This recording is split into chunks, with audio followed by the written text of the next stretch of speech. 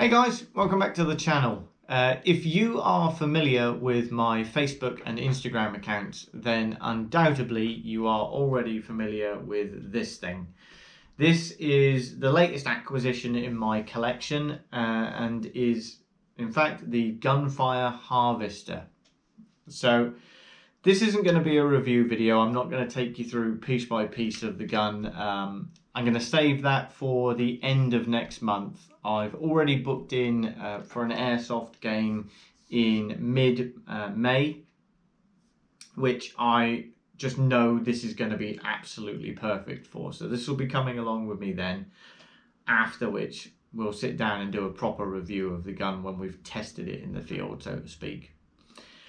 What I wanted to give you guys today is a bit of an overview really, and tell you my initial thoughts, having played with it a little bit up at the farm, seen what it's capable of, and perhaps where it falls down a little bit as well. So first off, what is it? This is essentially two CYMA M14 EBRs conjoined at the hip. It utilizes some quote-unquote custom apparel. It's not really custom. I think you can already tell a lot of this is stolen from the push bike world. We have a sort of push bike handlebar and brake lever setup. We have the battery pack at the rear is little more than a push bike bottle holder and bottle that's been repurposed. But it all works really, really well, and is really a testament to simple engineering solutions. And that really floats my boat. I've got to admit, I do like simple engineering solutions to otherwise potentially complicated problems. Now, in terms of the base rifles, I'm actually really impressed, and I now really, really want a CYMA M14 EBR to use on its own. I've fallen in love with it, I've got to say. I love the noise these things make when you're racking them. I think you'll agree, that's nice. And it's even doubly nice on this. So yeah, this is going to have to be an acquisition for the future as well, unfortunately.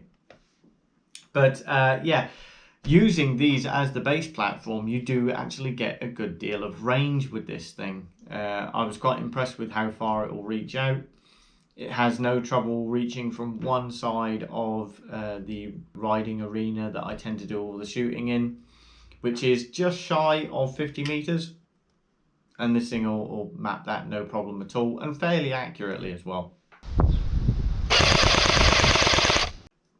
So it has really the suppression capabilities of an LMG, but perhaps the sort of capabilities of a marksman's rifle, although you're never going to have the accuracy of a marksman's rifle when you're spraying this thing from the hip.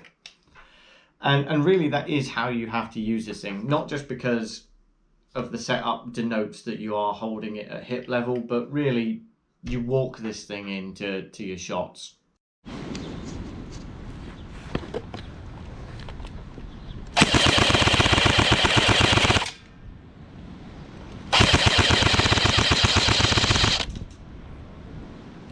It has more than enough firepower to suppress the enemy.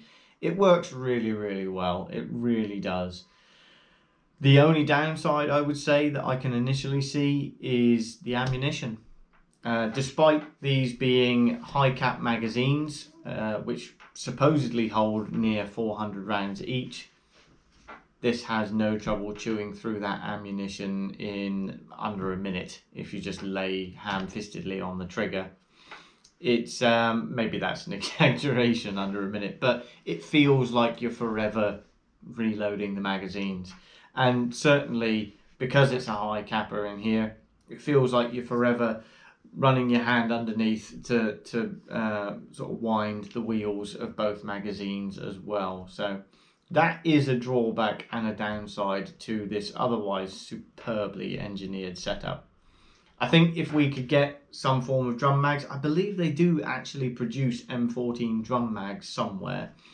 Whether they'd actually fit side by side in this configuration, I don't know. It may be something we have to try and engineer ourselves, but it really does. The ammunition represents the only downside of this thing that I can see. As a sort of suppression weapon, something you could run with a Juggernaut loadout and have a lot of fun with throughout a game day, it really does excel.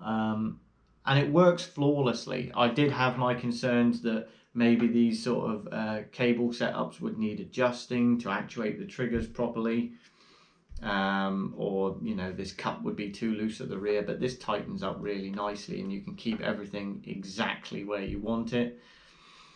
Yeah, it's just really well put together. I've got to admit, I'm very impressed. If we can sort out the magazine issues prior to the May game, I think this is gonna be a real winner. Certainly not just with myself, but I think this is going to get a lot of attention on the field, and be something really great to take out for a game day. Okay, as I say, it's not a review. We're not going to go in depth through this thing, but I just wanted to introduce you guys to it here on the channel and let you know it's going to be a steadfast member of the team, I think. Okay, as always, if you're not subscribed, then please click that little button down below. It helps a lot, guys. It really does. And certainly it will help you if you want to see more of this bad boy out on the field. So, thank you very much, and I'll see you in the next one.